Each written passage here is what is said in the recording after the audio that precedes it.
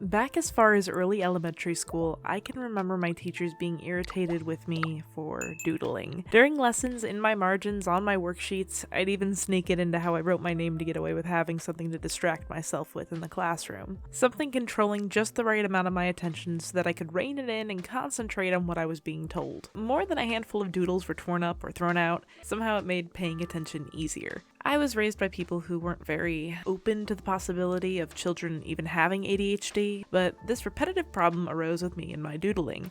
I'd cover my hands until I got in trouble for that too. A silly bird or a dog on my hand could make me smile throughout the day, but I hated the feeling of having my arm yanked and washed vigorously by whichever adult was panicking about Crayola markers actually containing toxins. I was also fighting off this need to compulsively, anxiously pick things apart. Erasers, crayon labels, blankets, heck, even my own fingers if I wasn't stimulated enough, yet still expected to pay full attention. So I have this memory of sitting at the table before my parents split up. My father was trying to help me figure out my math homework. Well, he had a method where he'd read the problem or the question to me, slide the paper back to me, and wait for me to deliver the answer. That was the whole method. He'd tap the paper with his finger while he talked. Maybe sometimes he'd say the problem again, or he'd say the problem a little differently. Then, do you get it now? But it wasn't clicking for me. Either way, time was passing and he was getting frustrated. Do you understand? Why don't you get this? Tensions were already present. He repeated the problem and looked at me, holding the paper up in his hand. His voice was getting more exasperated every time he asked me, and I remember I was kicking my feet as they dangled on the chair and he told me to stop fidgeting. Can't you focus? I remember specifically debating whether or not I should lie and say that I get it or tell the truth. But I had this weird sort of adrenaline trying to come up with the right way to bring down the tension without even understanding why the tension was there in the first place. I never handled this kind of pressure well. I'd freeze, but my thoughts were rapid fire. I guess that's anxiety, but that was usual for me. Like, my thoughts were constantly rapid fire, overlaid and chaotic without any sort of metronome to slow the tempo.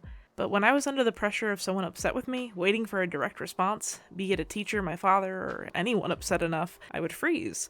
All thoughts would come to a stop and restart, and anything after that initial freeze, it was like I was in another dimension. I wouldn't hear a word they were saying. He waved the paper in his hand, sitting really close to me.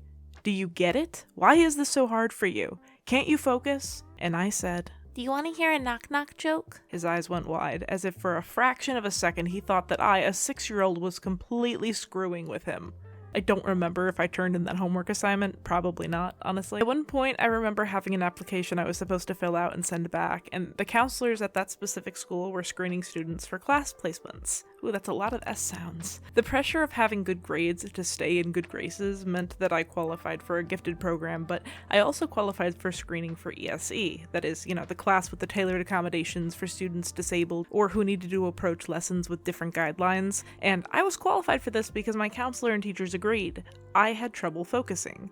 Now, the reason attributed to why I had trouble focusing was up for contention amongst my teachers and parents, whether I was lazy, defiant, or... One teacher kept insisting that I apply, handed me the application, and really convinced me.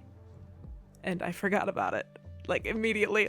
Left for recess with it in my hand, and the rest is a blank, man. As blank as the application.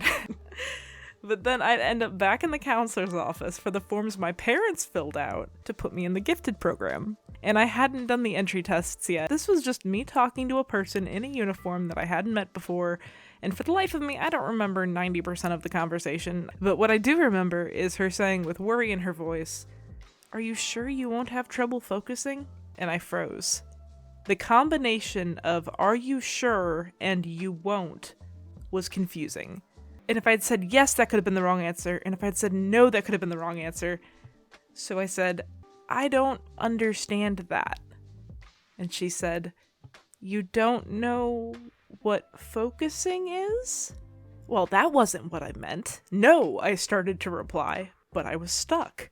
I was still frozen. I knew what focusing was. I knew what the word meant, but how it was asked totally confused me. But that didn't matter. She thought I didn't know what focusing meant. Can you believe I got into the gifted program? Yeah, that was a bad call, Florida School Board. If you liked this and you haven't subbed yet, please do so. Maybe check out my other story vids or project guides.